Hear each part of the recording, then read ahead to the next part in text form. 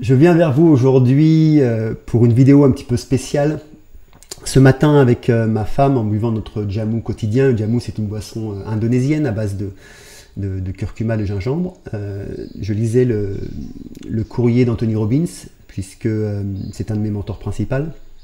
J'ai été formé par Tony Robbins, suivi la plupart de ses formations, et je suis suivi tous les mois par un de ses coachs.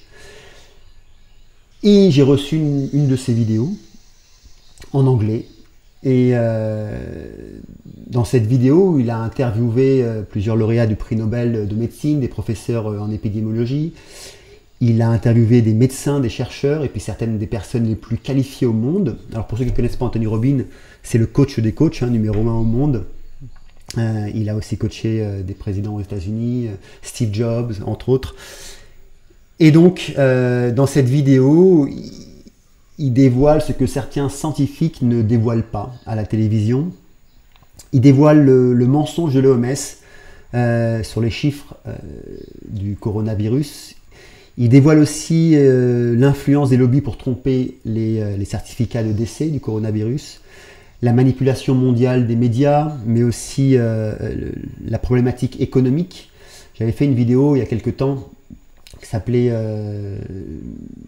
la crise économique, l'enfumage médiatique, où je disais que ce qui se cachait derrière le corona, c'est une problématique économique, et de faire exploser cette bulle économique, puisque l'économie va tuer beaucoup plus, et ce que aujourd'hui on voit déjà, que l'économie tue beaucoup plus que le Covid-19. En tout cas, c'est ce qui se passe ici en Indonésie. Les gens meurent, les gens se suicident, les gens meurent de faim dans plusieurs pays, ils n'ont plus rien. Et d'après certains scientifiques que vous allez voir, je vais vous faire voir la vidéo, près de 265 millions de personnes pourraient mourir cette année dû à la famine, dû à la crise économique que nous vivons. Et donc, si vous voulez, on a décidé avec ma femme ce matin de traduire cette vidéo en français pour vous, parce que ça me paraissait tellement important. C'est sûr que quand c'est nous, des lanceurs d'alerte, qui disons les choses, même si on amène des preuves à l'appui, même si on montre nos preuves, eh ben, on reste que des citoyens parmi tant d'autres. Et quand ce sont des personnalités vraiment très importantes, comme Tony Robbins, chaque séminaire, c'est des 10 000, 20 000 personnes qui viennent le voir. Et puis tous ces chercheurs, ces professeurs en épidémiologie, et ces personnes les plus qualifiées au monde qu'il a interviewées, et que vous allez voir dans cette vidéo, ça change la donne. Alors dans ma dernière vidéo, c'était Pujadas, mais ça reste qu'un journaliste, alors que là, ce sont des hommes de science qui parlent, qui enfin ouvrent leur cœur au monde pour dévoiler cette vérité. Et vous avez dit dans une de mes vidéos que la lumière vaincra toujours sur l'ombre. Et petit à petit, on découvre et on voit ce que nous savons déjà, en tout cas pour ceux qui nous suivent, que effectivement, comme certains médecins le disent là, vous allez voir dans cette vidéo, ça reste qu'une grippe et qu'il n'y a pas autant de morts que ça, que ce qu'on voudrait nous faire croire. Donc là, vous allez avoir encore d'autres preuves pour vous. Mais cette vidéo ne s'adresse pas particulièrement à ceux qui sont convaincus, mais surtout pour conforter les personnes. Même, je peux comprendre certaines personnes qui m'agressent, qui m'envoient leur colère quand je parle de grippette et autres. Je peux comprendre les infirmiers, les infirmières, les médecins qui sont en colère après moi. Mais comme je l'ai dit, j'ai 2 personnes qui sont mortes ce mois-ci, pour ceux qui ne pensaient pas que je côtoyais la mort. Une personne qui est ma belle-sœur qui est morte du Covid, qui était docteur. Et dans ma famille, ma femme est une ancienne infirmière, 15 ans d'infirmière indépendante. Une de ses sœurs tient une clinique, et dans toute sa famille, ils sont docteurs, médecins et docteurs, ou aides-soignants. Donc je sais très bien aussi de quoi je parle par rapport au corps médical, et je respecte vraiment le corps médical, puisque même s'il y a cette manipulation autour, il n'empêche qu'il y a quand même des personnes qui viennent à l'hôpital et qui meurent, comme tout le temps, et que là ils sont submergés en fait de cas. Donc j'ai beaucoup de gratitude pour vous, si vous êtes infirmière, médecin et autres. Donc voilà, je vais pas en dire plus pour l'instant. Je vous laisse regarder cette vidéo que l'on a traduite avec ma femme. J'espère qu'elle va vous permettre de mieux comprendre la situation, et surtout de ne pas rester dans la peur, puisque c'est le pire ennemi du mental. Il faut savoir que nous projetons dans notre vie, nos projections de peur, nous les mettons dans notre vie et elles créent notre existence et notre réalité. Donc je vous invite fortement à revenir sur votre vie heureuse, à revenir sur l'amour que vous avez de vos prochains, à revenir sur la relation avec votre compagne, avec vos amis, et puis plus à entrevoir comment vous allez pouvoir préparer votre futur, les 10-15 années qui vont venir, puisque nous allons passer une période assez délicate, plutôt que de rester enfermé, de rester concentré sur cette peur. Voilà, maintenant place à Tony Robbins et à tous ses chercheurs.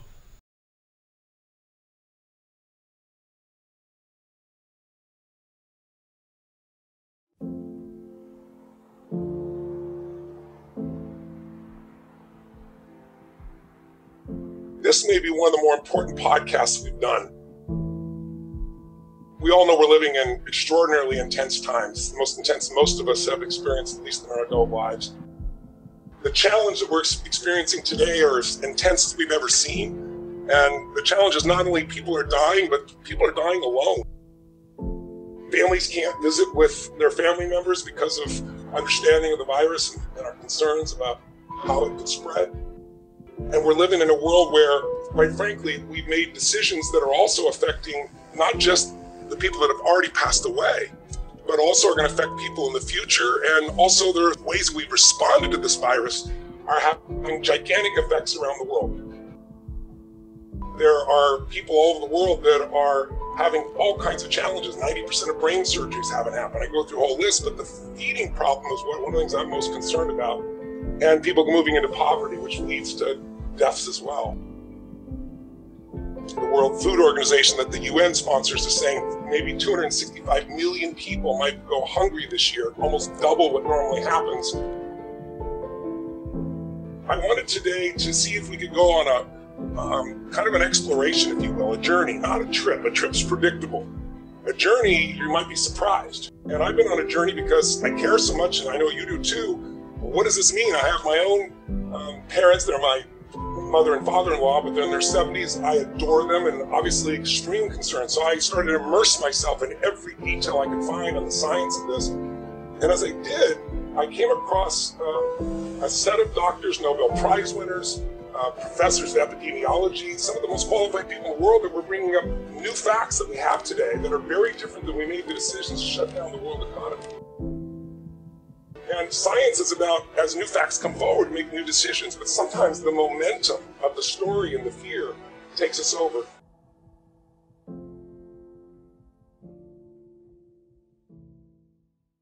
I think cases became a big issue for political reasons. Unfortunately, there's a huge amount of politics in all of this everywhere. You know, I think that unfortunately, science is difficult and you can't be partisan. I think that there was a dynamic here, and a dynamic which I found very anti-scientific, that led to decisions being made. The World Health Organization has a record of exaggerating, and I think they do this deliberately because they feel that the public won't pay attention. The total number of excess deaths reported by a website called Euromomo up till today is 160,000, maybe 170,000. Basically, that's about the same number of people who died in an excess way in the flu season of 2017-18. So basically, my guess is it's going to be maybe 1.5 times more excess deaths. Excess deaths are very important because if I'm very sick and then I'm labeled as a corona death, that's fine, except I won't die again next month. So basically, if you look at the total deaths, each person is only counted once. Whereas if you assume that everyone who dies of corona is extra, you're overcounting. One of the challenges is that when people were looking at all the numbers that were coming out of the TV and they were doing the death rate, the case fatality rates, they were looking really, and this is I'll call it a rookie 101 mistake in epidemiology, and that you don't take the incident rate to figure out case fatality. You look at the prevalence. And it was stunning to me that all the media would put on these so-called experts and not raise this issue as to why the case fatality rate is just completely and absolutely overstated. Yes, we as citizens need to be responsible, and we need to be think about what we do and how it impacts those around us. But we shouldn't be so fearful that we decide to live in a bubble and hermetically seal our home in hopes that we never get any more diseases ever again. That's just nonsense. I would submit that we're pivoting towards a time now where we have to ask ourselves our questions about who are we? What is our country? Are we losing personal liberties? If we're going to use contact tracing, what does that look like? Does that look like voluntary use of our phone? Or is it going to be involuntary? Are there going to be drones that swoop and watch us? We need to be very careful because in the end, when we're all said and done, we're looking at a respiratory virus, a single-stranded RNA virus. We've dealt with these before. And we know that 40 to 50% of people who get it may not even know they had it. We know another 40, 50% that get it will skate through it. We know that we're probably going to, at the end of the day, end up somewhere between 1 out of 1,000 patients dying from it. It's interesting because when I was doing the research originally, I remember in late February, I was watching every day because I'm concerned that the death rate shot up 600% in one day. And I'm no epidemiologist, but that didn't make any sense. I'm talking about the world death rate. And then I dug in and finally found a little asterisk that said they changed the diagnostic procedure to no longer having to do a test. This is as late as February. And that's why the number of deaths shot through the roof, because anything they suspected as COVID, they listed as COVID. And then a few weeks ago, I know you know, and the CDC made it formal in the US that you don't need to do a test, just if you suspect it. But there's actually, even as I understand from you, economic incentives by the hospitals, and some have been reclassified as COVID-19 deaths after the fact. And what is that financial incentive that you'll share with us? We were basically being advised as physicians as to how to correctly complete a death certificate if COVID-19 was involved directly, or perhaps even presumptively or probably or peripherally involved. I was coached and massaged to utilize COVID-19 as a factor in the causation of death, even if I hadn't checked a COVID-19 test, even if I hadn't had an interest in one. And right around that time, Dr. Birx from Washington, D.C. was saying that nobody's going to die with COVID-19. If they have it, they're dying of it. And that was about as silly a thing as I had heard, because if a person gets hit by a bus and over the first 2 hours of examination in an emergency room, we learn that both of their lungs are collapsed, but also some baseline laboratory works addressed the fact that there was a low hemoglobin, but also a COVID-19 test happened to be positive in the PCR form of it. It would be absolutely ridiculous to put down COVID-19. On the one hand, part of my life is in the trenches practicing primary care, and then I come down to the Capitol where I see this partisan battle for power, and the best way to power it sometimes is to keep people frightened and then tell them who to blame. And after you've done enough of that, then sort of step up and raise your hand and say, but follow me, I'll take care of you. That's sort of a typical formula in the world of politics.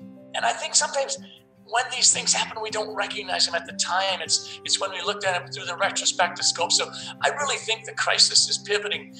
If you look at the case fatality rate, the number of people who die who get it, it's over 3% when you get to 70 and over. That's a real risk. Yes. You look at 60 and under, it's less than 0.2%, or about less than twice the flu. But really what you need to do is protect people who are over the age of 70.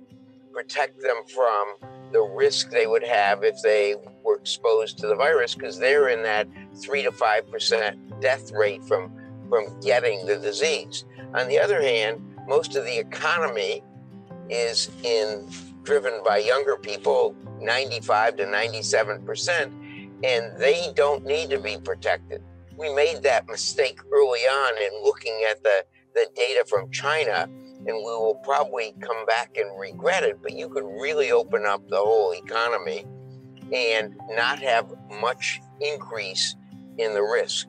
The problem is, without the economy open, we're having more deaths of despair than we are deaths from the COVID virus.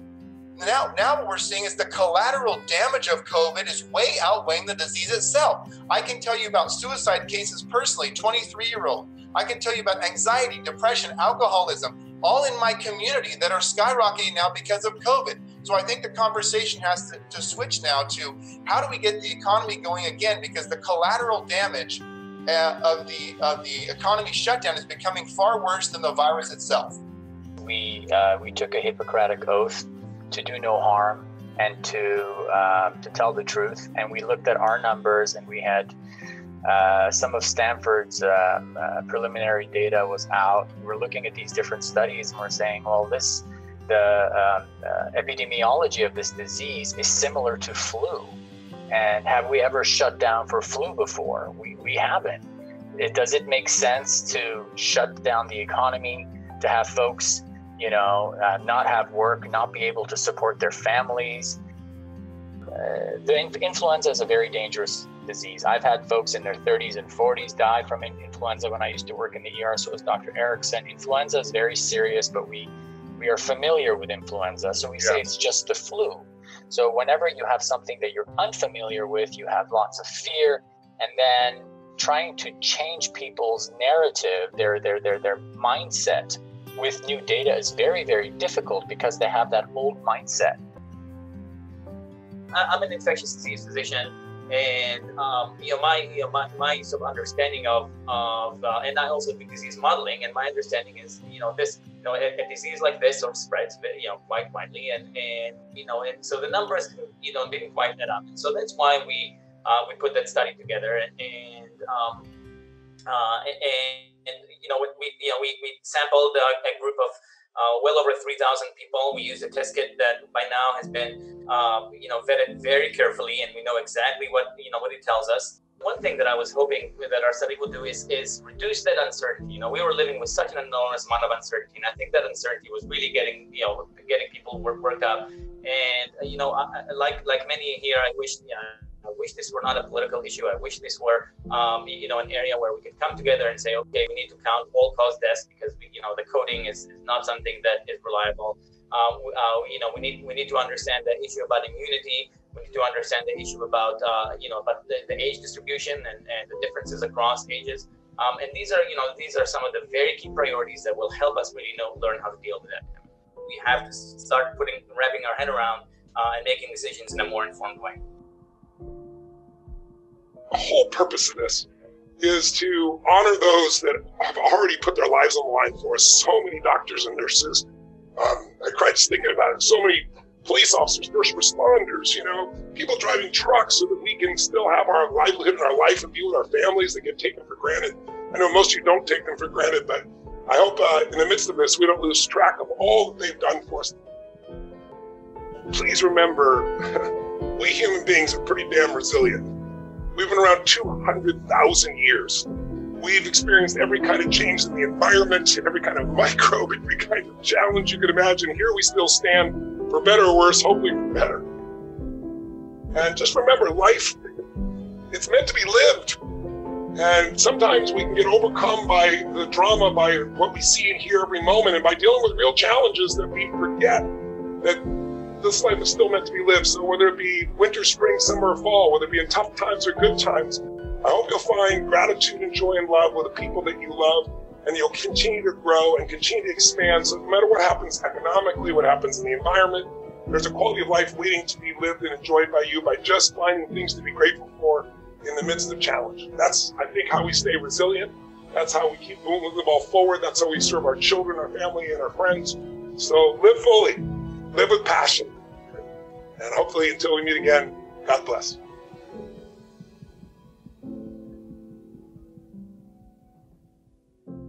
Voilà, j'espère que ce film traduit vous aura permis de voir plus clair vis-à-vis de cette manipulation mondiale.